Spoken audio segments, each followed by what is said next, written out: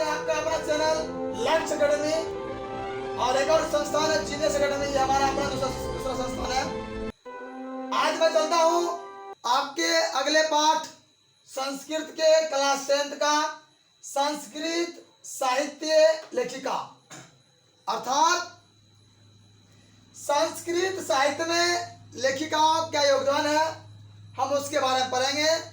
कहता है कि समाज की गाड़ी पुरुषों और स्त्रियों के द्वारा चलती है। समाज में दोनों का समान महत्व दिया गया है। क्वेश्चन आएगा कि समाज जो गाड़ी है वह किसके द्वारा चलती है, तो पुरुषों और स्त्रियों के द्वारा। तो कहाँ दोनों का समान महत्व है, समाज में। अगला हम बात करेंगे वैदिक काल के आरंभ समय से शास्त्रों और काव्यों की रचना में जैसे पुरुषों ने मन लगाया, ठीक उसी प्रकार स्त्रियों ने भी अपना मन लगाया। तो हमारा क्वेश्चन आएगा वैदिक काल के आरंभ में शास्त्रों और काव्यों की रचना में किसने मन लगाया, तो पुरुषों के साथ स्त्रियों ने भी मन लगाया था। अब बच्चों अगला क्वेश्चन आते हैं संस्कृत साहित्य में प्राचीन काल से ही संस्कृत तो समृद्ध, हम बताएं मजबूत करने के लिए या करने में दोनों का योगदान कहीं कम तो कहीं अधिक रूप में होता है। हमारा अगला है विपुल संस्कृत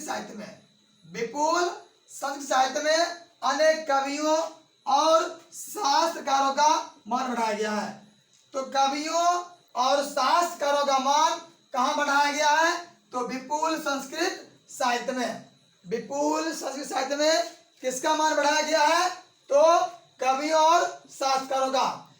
तो अगले पढ़ते पॉइंट कहता है कि वैदिक युग में मंत्रों की दृष्टा केवल ऋषि ही नहीं बल्कि ऋषि पत्नी भी है। ये कहता है कि वैदिक युग में मंत्रों की दृष्टा ऋषि ही नहीं बल्कि ऋषि पत्नी का भी है। हम अगला बात करते हैं ऋग्वेद में 24 अर्थात चतुर्विंशति मतलब 24 और अथर्ववेद में 5 मतलब पंच। ऋषि पत्नियां का भी मंत्र दृष्टा के रूप में बताया गया है और कहा गया है, ध्यान देना है। यहाँ पर क्वेश्चन आपको आएगा कि ऋग्वेद में कितने ऋषि पत्नी का चर्चा हुआ है, तो 24 चतुर्विंशति। और अगला हमारा है अथर्ववेद में 5 मतलब 5 ऋषि पत्नी के बारे में बताया गया है। हम गाइस अगले बात करते हैं। तो अभ्यास लग गया हमें।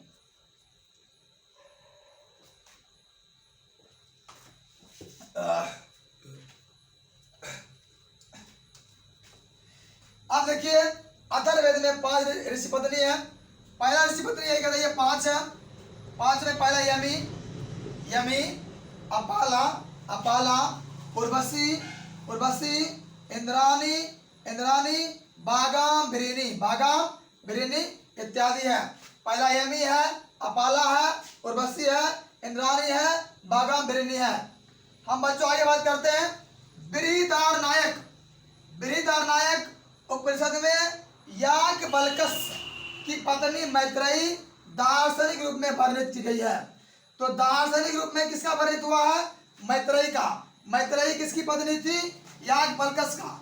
इसका याज्ञवल्क्य का चर्चा किस उपनिषद में हुआ है, तो हमारा होगा बृहदार नायक उपनिषद में। मैत्रेयी को याज्ञवल्क्य जी आत्म तत्व की शिक्षा देते हैं। कौन शिक्षा है, तो आत्म तत्व। क्वेश्चन आएगा बच्चों आत्म तत्व की शिक्षा कौन दे रहे थे, तो विजयांगा। कौन होगा, विजयांगा दे रहे थे। और कौन दे रहे थे, विजयांगा दे रहे थे किन्हें, अपने पत्नी मैत्रेयी को। किसे थे, अपने पत्नी मैत्रेयी को। आगे पढ़ो।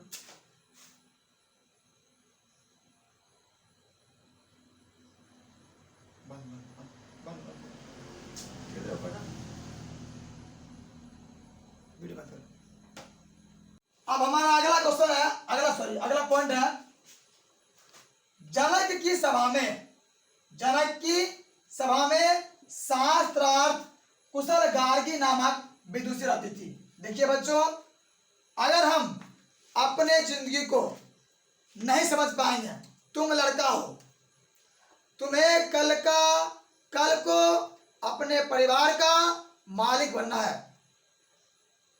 तो समझ लो बेटा, जो लड़कियां हैं वो अपनी जिंदगी कभी ना कभी किसी घर की चली जाएगी और उसकी जिंदगी और संभल गई। और हम लड़के हैं, तुम लड़का हो, तुम्हें पढ़ना पड़ेगा ही, कमाना पड़ेगा ही, चाहे अपने जीवन में कुछ करो या ना करो, कमाना पड़ेगा, मतलब पड़ेगा। ये बाबू सोना के चक्कर में रहोगे तो समझ लेना, बाबू सोना के चक्कर में रहोगे तो यहाँ बाबू सोना अभी हो रहा है, बाबू सोना कल आएगा, ए बाबू सोना हमें जरूरत है इसकी, हमें जरूरत है इसकी। समझ रहे हो, समझ गए होगे। हम आते हैं अपने पॉइंट पर कि जनक की सभा में कौन थी? गार्गी। कौन थी? गार्गी नाम की ऋषि थी। और गार्गी महाभारत में जीवन भर वेदों का अध्ययन करके स्त्री रूप में मरी रही थी। आपको आएगा कि गार्गी जो थी वह कहाँ, किस ग्रंथों में? महाभारत में अपना जीवन भर वेदों का अध्ययन किया। हमारा अगला पॉइंट है कि लौकिक संस्कृत साहित्य में, लौकिक संस्कृत साहित्य में 40 कवित्रियों का 150 पद स्पष्ट रूप से जहादा प्राप्त है। इसका 40 कवित्रियों का कितना पद है? 150 पद। और उन 150 पदों में जिसमें विजयांगा नाम की विदुषी जो प्रथम कल्प का है और वह श्याम वर्ण की थी। तो क्वेश्चन आएगा श्याम वर्ण कौन थी? तो विजयांगा। श्याम वर्ण कौन थी बच्चों? कौन आएगा?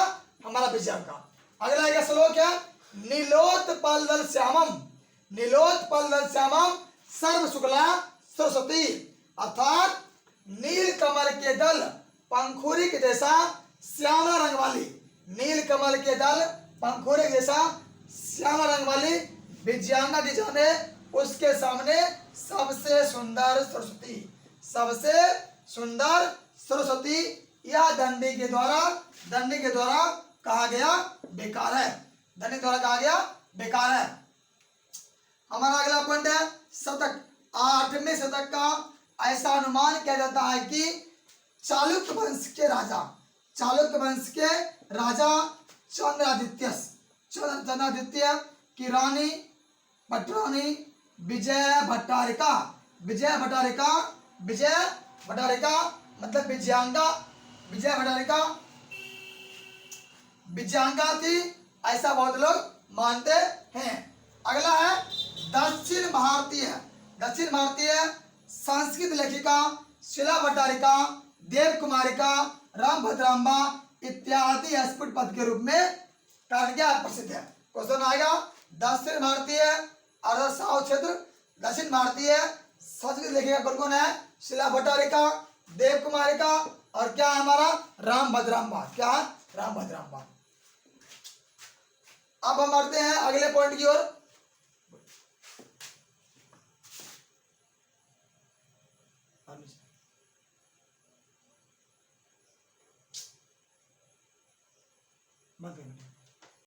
अब अगला पॉइंट है विजयनगर राज्य के राजाओं ने संस्कृत भाषा के संरक्षण के लिए जो प्रयास किए थे वह सर्वविदित मतलब सभी जगह व्याप्त है। उनके अंतःपुर में संस्कृत रचना की कुशल रानियां हुई।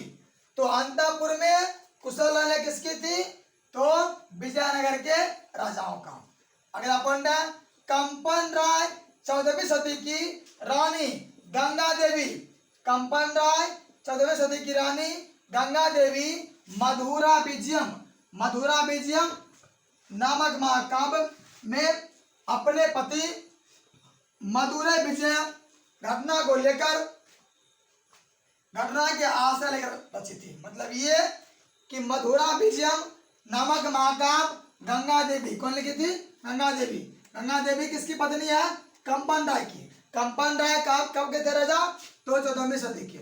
और उसमें अलंकारों का समन्वय आकर्षक है इनके रचनाओं में। अगला हम बात करते हैं विजयनगर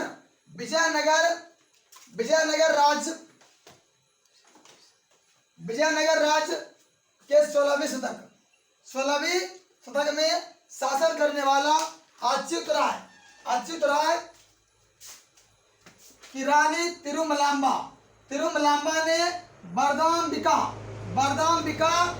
परिणय नामक श्रेष्ठ चंपू काव्य की रचना की थी। तो बरदाम्बिका परिणय श्रेष्ठ चंपू काव्य की रचना कौन की थी? तिरुमलांबा किसकी पत्नी है? अच्युत राय का। अच्युत राय का शासनकाल क्या है? क्या होगा इसका? 16वीं शतक। अगला हम बात करते हैं उसके रचना में, जिसमें संस्कृत गद्य की शोभा, समस्त पदवली और ललित पद विन्यास है।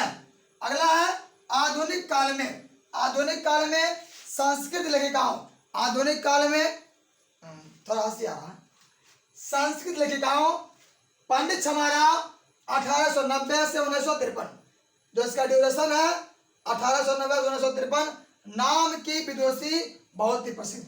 मतलब ये आधुनिक काल में संस्कृत लेखिका में पंडित छमाराव नाम की विदुषी बहुत रही प्रचलित।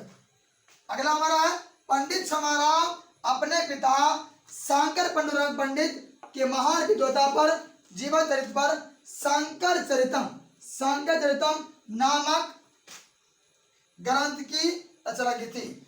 तो शंकर चरितम नामक महाकाव्य की रचना कौन किया था? तो हमारा होगा पंडित छमाराव।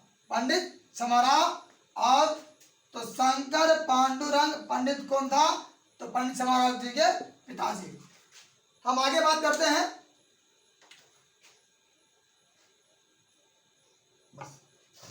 आगे हम बात करते हैं कि पंडित छमाराव ने गांधी दर्शन से प्रभावित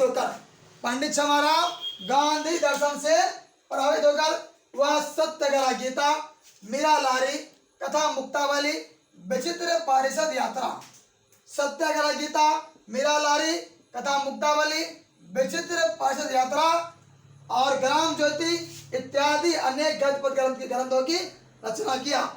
ये हमारा हो गया।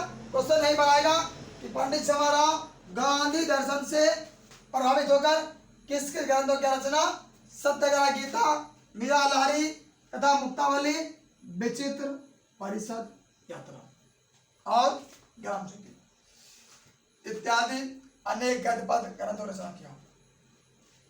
हमारा लास्ट पॉइंट है वर्तमान काल में लेखक कवयित्रियों पुष्पा दीक्षित, बनमाला बबालकर, मिथिलेश कुमारी मिश्र आदि प्रतिदिन संस्कृत साहित्य को पूरा कर रही है।